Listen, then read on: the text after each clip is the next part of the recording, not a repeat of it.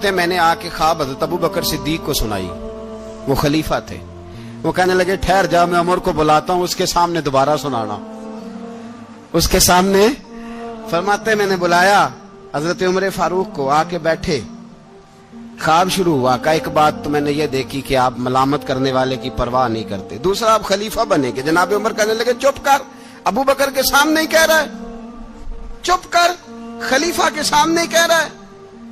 تو حضرت ابو بکر صدیق کہنے لگے عمر اسے کہنے دو, مجھے لگتا ہے رب کی رضا یہی ہے کہ میرے بعد اگر مصطفیٰ کا منبر ملے تو عمر کو ملے, اسے کہنے دو, کہنے دو.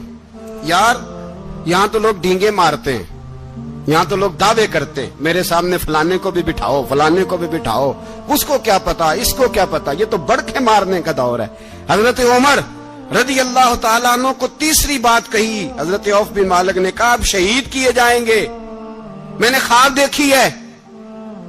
نیک لوگوں کے خواب بڑی حد تک سچے ہوتے ہیں. کہا میں نے خواب دیکھی ہے. تو حضرت عمر کہنے لگے شہید تو دلیر لوگ ہوتے ہیں, شہید تو دلیر, جسے سارا زمانہ دلیر کہہ رہا ہے وہ اپنے بارے میں کیا کہہ رہا ہے, کہتے ہیں شہید تو دلیر. میں تو کاہل سا آدمی ہوں, سست آدمی ہوں, میں تو اتنا کام ہی نہیں کرتا, تو یہ خواب تو نے جو دیکھا ہے نا پھر سے دیکھنا.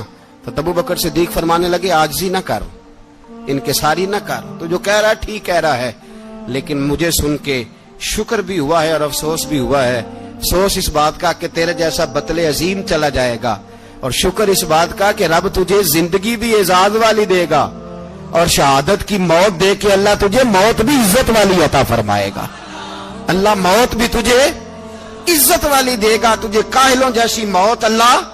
حضرت فاروق اعظم رضی اللہ. بھائی یہاں تو اس زمانے کا سب سے بڑا مسئلہ پروٹوکول ہے. لوگوں کو پتا ہوتا ہے کامل پیر ہے, کامل مرشد ہے, لوگ نہیں جاتے. میں کسی کا مرید ہو جاؤں, میرا پروٹوکول کدھر گیا؟ پتا ہوتا ہے یہ کامل استاد ہے, میں اس کے پاس بیٹھوں گا تو میری تربیت کرے گا, لیکن لوگ شاگرد نہیں بنتے. میں کدھر گئی؟ یہ جو پروٹوکول کی مصیبت ہے نا, اس نے بڑے بڑے لوگ زیرو کر دیے, بڑے بڑے لوگ. اور یہ مت سمجھے کہ آپ کا وزیر اعظم پروٹوکول لیتا ہے یا آپ کا صدر پروٹوکول, وزراء, ایسی کوئی بات نہیں.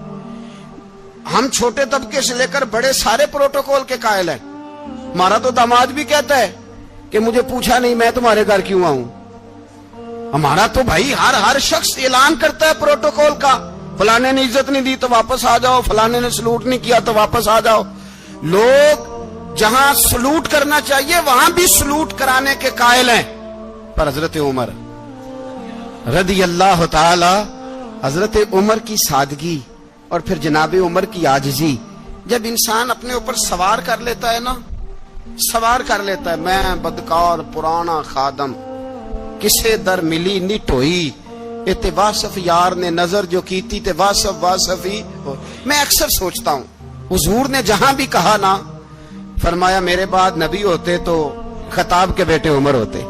حضور نے فرمایا عمر جس رستے سے جاتا ہے شیطان وہ رستہ بدل جاتا ہے. نبی پاک صلی اللہ علیہ وسلم نے فرمایا میرا عمر وہ ہے کہ اس کی زبان پر حق جاری ہے. حضور علیہ الصلوۃ والسلام نے فرمایا 950 سال حضرت جبریل میرے عمر کی شان بیان کریں تو ان کی عظمت ختم نہیں ہوتی. 950 سال جبریل عظمت بیان کرے تو ختم نہیں ہوتی. یہ بات ہے حضرت عمر کی. اور فرمایا عمر ابو بکر کی نیکیوں میں سے ایک نیکی ہے, یہ شان ہے اب عمر فاروق رضی اللہ تعالیٰ عنہ کی. حضور نے فرمایا میرے بعد نبی ہوتے تو عمر ہوتے, جس گلی سے عمر آئے شیطان رستہ بدل جائے. میرے عمر فاروق کی شان 950 سال بیان ہو تو ختم نہ ہو. عمر کی زبان پر اللہ حق بیان کرتا ہے, جو عمر کہتا ہے وہی رب کر دیتا ہے. حضور ساری زندگی فضیلتیں بیان کرتے رہے, عمر جواب میں کیا کہتے ہیں؟ کوئی بتائے نا کہ یہ والی حدیثیں کبھی عمر نے بھی روایت کی ہوں کہ حضور نے میرے بارے میں یہ کہا ہے. یہ روایتیں وہ روایت نہیں کرتے. ان سے جب لوگ کہتے عمر تیری بڑی بات ہے تو عمر رو پڑتے, کہتے میں تو اونٹ چرانے والے باپ کا بیٹا ہوں, میں تو اونٹ چرانے والے باپ کا بیٹا, اونٹ چرا. اس سے آگے عمر گئے ہی نہیں ساری زندگی, اس سے آگے لفظ ہی نہیں ادا کی. اور میں تو بھائی اونٹ چرانے والا, میرا باپ تو اونٹ چرایا کرتا تھا, 10 اونٹ تھے, میری ڈیوٹی ہوتی تھی, سنبھالے نہیں جاتے تھے, ابا ڈنڈوں سے مارتا تھا. ساری زندگی عمر حج کرنے گئے، ایک خشک تنا کھجور کا عمر فاروق رضی اللہ تعالیٰ عنہ نے اس کو اپنے کلاوے میں لیا، رونے لگے۔ لوگوں نے کہا عمر کیا ہوا؟ فرمانے لگے یہاں میں اونٹ چرایا کرتا تھا، یہاں میں اونٹ چراتا تھا، 10 اونٹ سنبھالے نہیں جاتے تھے۔ دیکھو رسول اللہ کی شان، آج ساری امت چلانے کا طریقہ عطا فرما دیا ہے، ساری نظریے سے پیار۔ یار پیسہ کس کو برا لگتا ہے؟ آپ جس آدمی کی 50 کروڑ کی پراپرٹی ہے اس کو پوچھیں سب سے غریب، آپ کو وہی نظر آئے گا۔ وہ کہے گا میں ٹائٹ ہوں، حالات بڑے۔ میں کئی بار پوچھے انہوں نے، میں کہتا ترجمہ بھی 10 چھڑوں کی ہمیں تو سمجھ نہیں آتی، اور ٹائٹ حالات کون سے ہوتے ہیں جی؟ جس آدمی کا کروڑوں میں کاروبار ہے نا، اس کو آپ چھیڑے وہ رونے لگ جائے گا، رونے۔ تو کئی میں نے ایسے دیکھے ہیں کرائے کا مکان ہے، ان سے پوچھے صاحب کیا حال ہے، تو کہتے ہیں جتنی اللہ نے شان والی زندگی ہمیں عطا کی ہے کسی کو نہیں دی ہوئی۔ اس کا مطلب ہے خوشی بھی یہی ہے اور غم بھی یہی ہے، اندر سے خوشی ہے، اندر سے ہی۔ تو نے اگر راضی رہنا ہے تو ادھر سے رہنا ہے، ناراض رہنا ہے تو بس اپنے آپ کو خوش رکھے گا تو ہو جائے گا۔ سارے صحابہ مل کے آئے، کہنے لگے عمر فاروق سے کہنا ہے نبی پاک کے زمانے میں تو ظاہراً غربت تھی، ابو بکر کے دور میں بھی غربت تھی، اب تو بڑا مال ہے۔ عمر سے سفارش کرو کہ عمر نیا کرتا پہنا کرے، ملکوں کے سفیر آتے ہیں، عمر وہی پھٹی پرانی چادر اوڑھ کے اور وہی کئی جگہ پہ پیوند لگے سوٹ پہن کے سفیروں کے سامنے بیٹھ جاتا ہے۔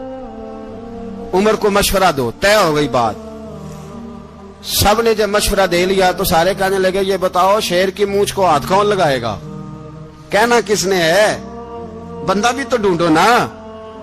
نے کہا جناب میرا یہ خیال ہے کہ مولا علی شیر خدا کہیں گے، کیونکہ جس شخص کی عمر کو سب سے زیادہ حیا کرتے دیکھا وہ شیر خدا مولا علی ہے رضی اللہ تعالی علی کہیں گے۔ اس لیے کہ جناب علی تو کئی دفعہ جب گفتگو کرتے تھے تو حضرت عمر چپ کر جاتے تھے اور فرماتے تھے علی نہ ہوتا تو میں ہلاک ہو جاتا۔ تو کہا علی سے کہو۔ جناب علی شیر خدا کو بلایا، کس کام کے لیے جی؟ اللہ اکبر۔ یہ ذرا اپنے اس دور پہ اس بات کو ذرا لاکا جناب ان سے کہیں کہ زیادہ نہیں، ایک کرتا نیا پہن لے، سفیر آتے ہیں وزیر آتے ہیں تو ایک کرتا نیا پہن لے۔ حضرت علی کو بلایا، آپ فرمانے لگے کوئی اور بات ہوتی تو میں کہہ دیتا، یہ والی میں نہیں کہہ سکتا، کوئی اور ہوتی تو میں عمر کو کئی دفعہ کہہ دیتا ہوں، جلال میں بھی تو سن، یہ والی میں نہیں کہہ سکتا، میں تمہیں ایک مشورہ دیتا ہوں۔